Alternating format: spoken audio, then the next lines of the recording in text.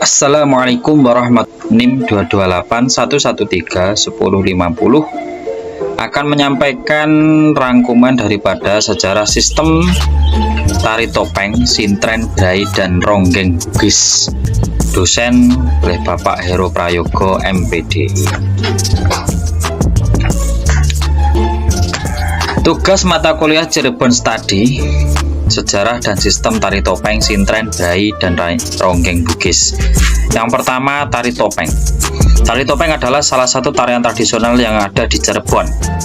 Tari ini dinamakan tari topeng karena ketika beraksi, sang penari memakai topeng.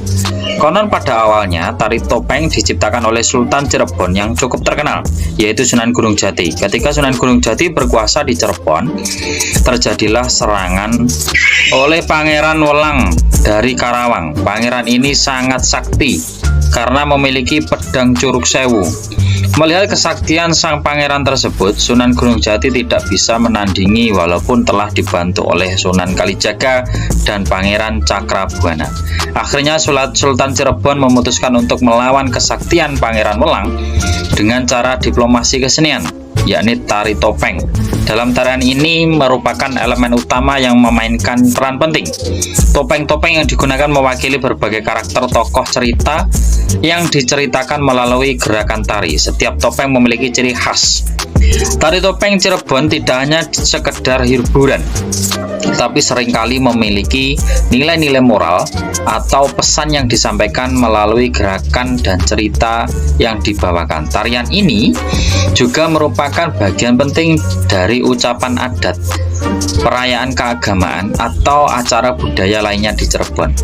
Meskipun asalnya usul tidak sepenuhnya jelas, tari topeng Cirebon diyakini telah ada sejak abad ke-15 atau ke-16.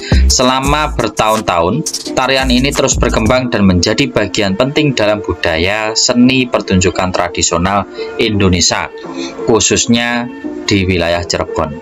Yang kedua, sintren. Dari segi usul-usul menurut bahasa etimologi, sintren merupakan gabungan dari suku kata si dan tren. Si dalam bahasa Jawa berarti iya atau dia, dan tren berarti tri atau panggilan dari kata putri, sehingga sintren adalah putri yang menjadi pemeran utama dalam kesenian tradisional sintren. Salah satu tradisi lama rakyat pesisiran pantai utara Jawa Barat, tepatnya di Cirebon, adalah sintren. Kesenian ini kini menjadi sebuah pertunjukan langka bahkan di daerah kelahiran sintren sendiri.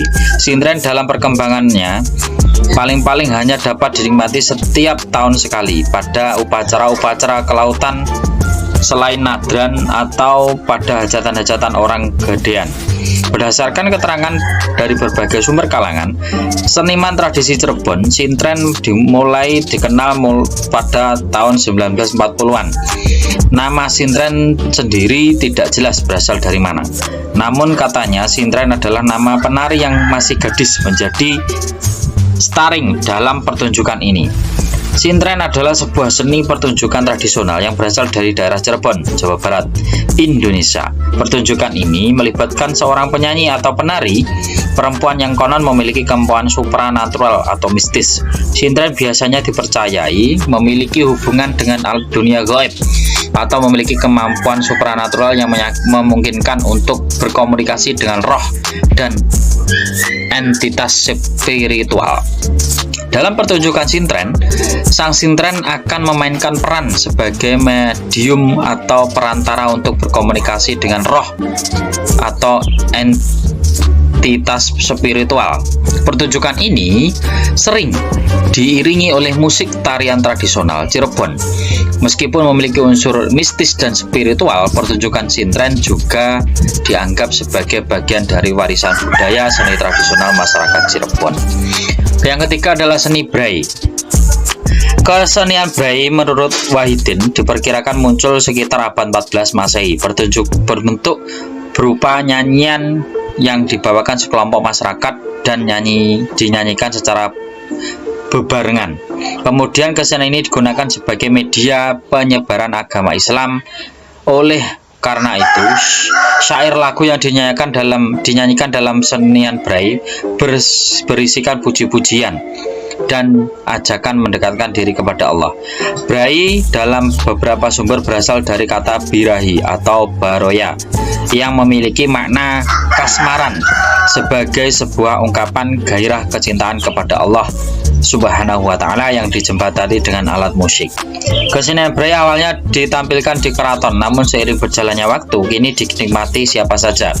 Memasuki abad 19, kesenian ini telah banyak dimainkan oleh pesantren-pesantren di Cirebon sebagai seni hiburan untuk para santri, sehingga kesenian tersebut menyebar di desa-desa Cirebon.